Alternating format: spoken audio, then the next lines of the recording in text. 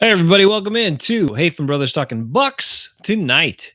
Here on the Hafeman Bros channel. It's just Hafeman Bro talking Bucks. Right over here. These guys. Milwaukee Bucks, right?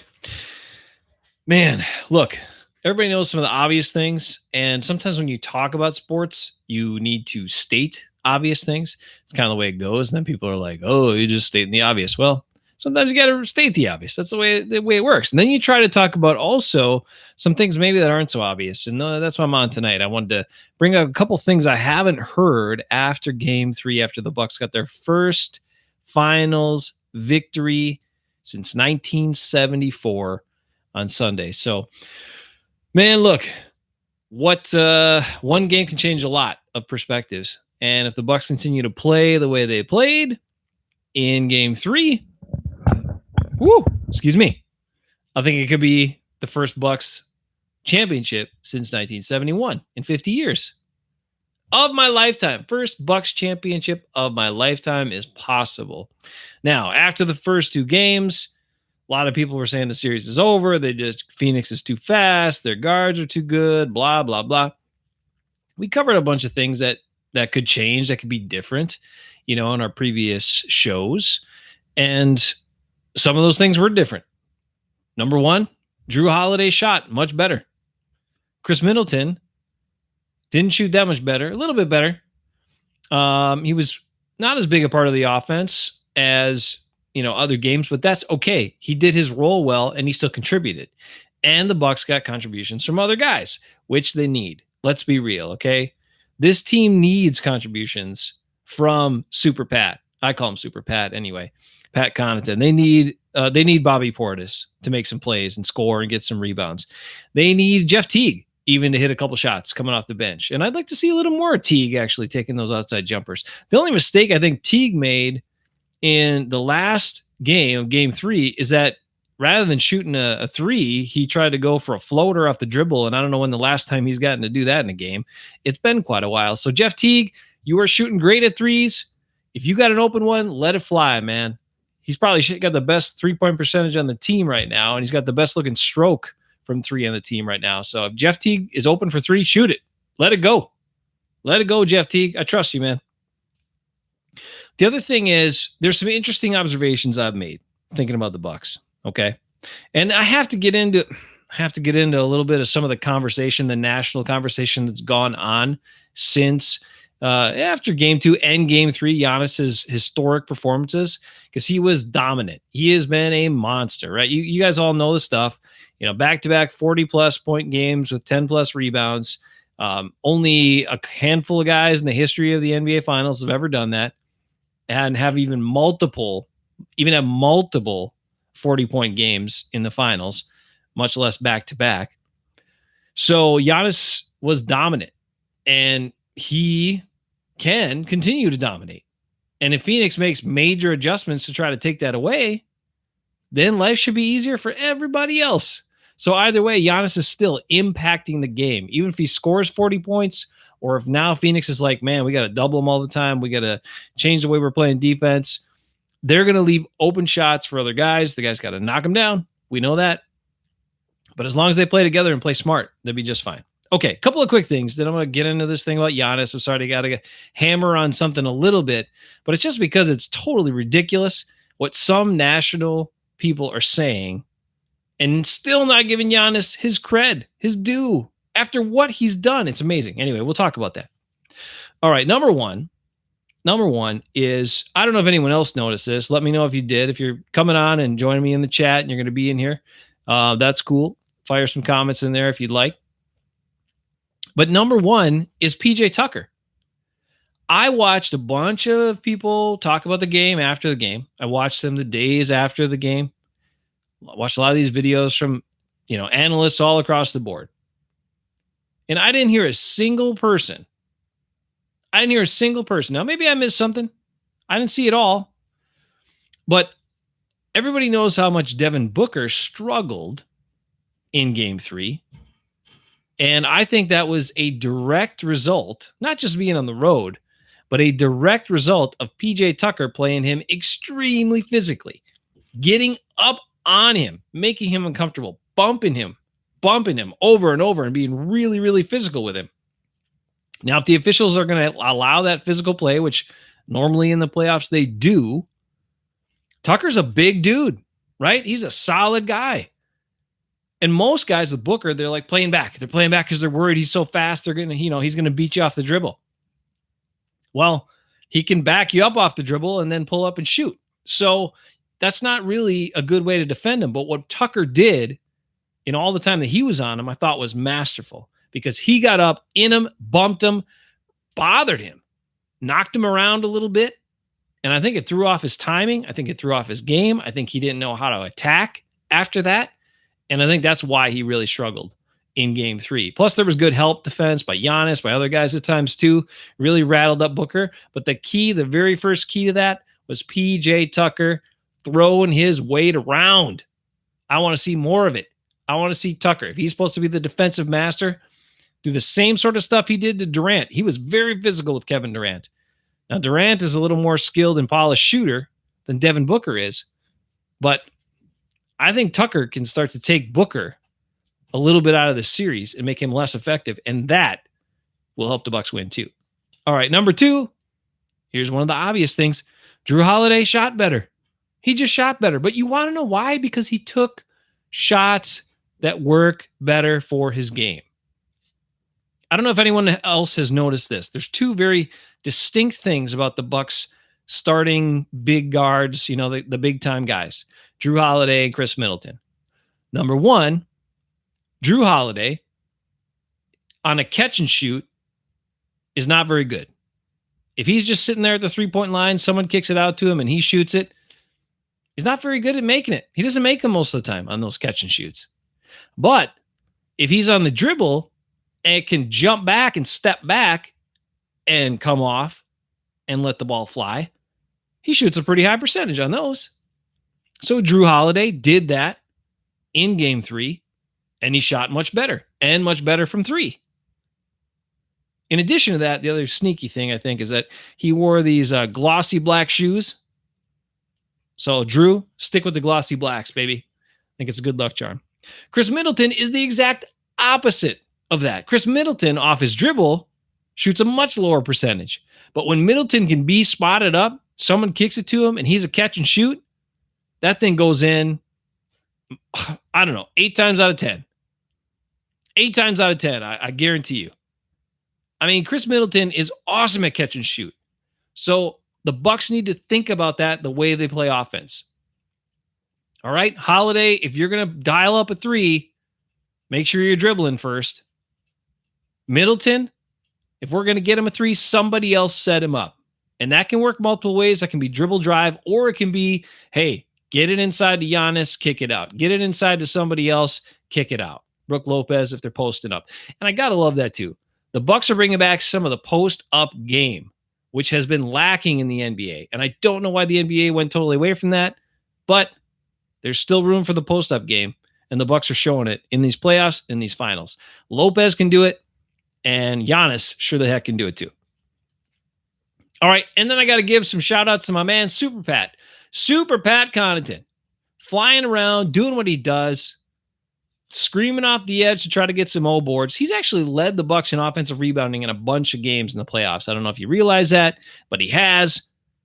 And it's because he's Super Pat. That's really because he's pretty athletic, can jump, and hustles all the time. So you got to love all that stuff about him. Plus, he is an underrated shooter. He can make shots, and he showed it in the last game too. They need to use Pat more. And the other thing I'll say about Pat Connaughton is that he's probably one of their better ball handlers. So once he hits a couple of threes and guys start running out on him, he can take some drives now. He's a good finisher around the rim. In addition to that, he's a good passer. He made a great pass to Giannis as well for an easy dunk too, or easy putback. So Connaughton can play a big role. He's getting quite a few minutes. I love it.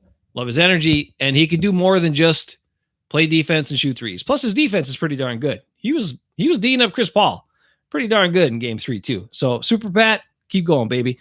Bobby Portis, I love his energy. I love his size too. I think the Bucks have a distinct advantage in this series when they have 2 bigs out there. So if it's Lopez and Giannis, fine. But if you want to go a little quicker and you want to go Portis and Giannis, I'm good with that too. Because Portis is still going to be a very effective offensive rebounder against a smaller Suns team. He's a little quicker on defense, a little quicker, at some offensive things. The only thing I don't think he should do is think he can dribble and take a guy. Bobby Portis, don't do that, man. Hit the O boards, maybe get a post up here and there, shoot a couple of open threes. I'm good with all that, but bring the energy. Go after those offensive rebounds. Bobby Portis will be good. And Jeff Teague, my man, shoot him. Let those 3-pointers fly.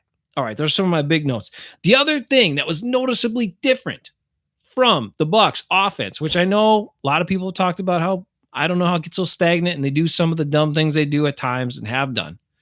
But in game 3, they had multiple players. They had multiple screens on a lot of plays. So they'd have ball screen and off ball screen. So they could get easy passes to Giannis on a cut or easy passes to someone else on a cut. That was awesome. Giannis had a great finish around the rim where Connaughton came underneath, back screen for him. He flips and switches from right side of the lane to the lower left corner, gets an easy pass and easy finish. So more of those multiple screen actions and guys cutting to the basket off high screen rolls. So many times guys will do the screen and pop out, but come on, the Bucks guys that are often screening are much better closer to the basket than they are popping out for a 3. So head to the basket. And that's my man Giannis. Head to the basket, baby. Now that brings us to the final thing to talk about tonight. And that is Giannis Antetokounmpo. Giannis is awesome. Giannis is not only a historically great Buck, is coming from a lifelong Bucks fan, by the way, and also, I've told you guys on our shows, our Packer shows all the time, that basketball is actually my favorite sport. Basketball is my favorite sport. I love football, but man, basketball is my favorite sport. I just wasn't nearly as good at it. So I played some football and I understand the game a little bit better than I do basketball, but I understand basketball. Basketball doesn't have to be a complicated game. It's pretty easy. You get the defense to move either with passes or dribble penetration, or you post up sometimes, you mix it up, and you take advantage of your matchups. And you get an open shot. You take the open shot when you get it, hit the boards hard, play hard on defense. I know it sounds easy, right? It's not. But it can be that kind of simple when you're really thinking about it. Now, Giannis just did something that hardly anyone has ever done in the history of the NBA. And he's got guys bagging on him still, saying they're not as impressed. It's not as impressive because he can't shoot jumpers, or he wasn't shooting jumpers to do it. And then you have other people saying, well, he's just playing inside, but it's not quite as powerful or impressive as when Shaq would dominate inside. Well, Giannis is not Shaq, and he's not a jump shooter. So why would he do those things? He has shot jumpers in the past. He has shot threes in the past. But right now, this version of Giannis he has turned himself by building up his body. He's grown to almost 7 feet tall. He's got long arms, big hands, incredibly skilled athlete, but wide shoulders now. He can bang. He's got power. From where he came from as a skinny little guy coming into the league. I mean, he was tall, but he was really, really skinny and raw. He has built himself into a legitimate post player, not just a slash and drive guy. And he's awesome at that. He's awesome at driving. He can still handle the ball really well. Great cutting and going to the rim. Incredible finisher around the rim, which he is undervalued for. That's one thing I wanted to say. A lot of people talking about that where, well, but then you got these other guys, so they can shoot the 3 and they can shoot jumpers and they can still go inside and they can do that. There are not many guys, regardless of their size, that are as good of finishers around the rim as Giannis. Everybody knows he can dunk and all that, and that's awesome. His dunks are fantastic. And sometimes he takes off from somewhere and you think there's no way he's dunking that. That's a finger roll. And somehow he dunks it. You're just amazed. But his ability to adjust his body, finish, flip to a finger roll, Maybe get a spin on it, go off the glass, roll it in, flip it up, whatever the case is, body going sideways, drifting off over here, left or right, and still finish plays and still make the shot. That is a skill. So for all the people that are pointing to jump shooters is more skill, and these guys are more skilled than Giannis, the jump shooting scorers, it's different. It's different, but those guys can't finish around the rim like Giannis. So it's just a different skill set. And right now, what Giannis is doing is playing to all of his strengths, all of his strengths. And that's what the Bucks need him to do. And that's what he should do. It's absolutely what he should do. There is no reason, if he's not comfortable with the jump shot right now, that he needs to be working out the kinks on the jump shot or taking jump shots. Giannis, do what you do, man, and do it incredibly well.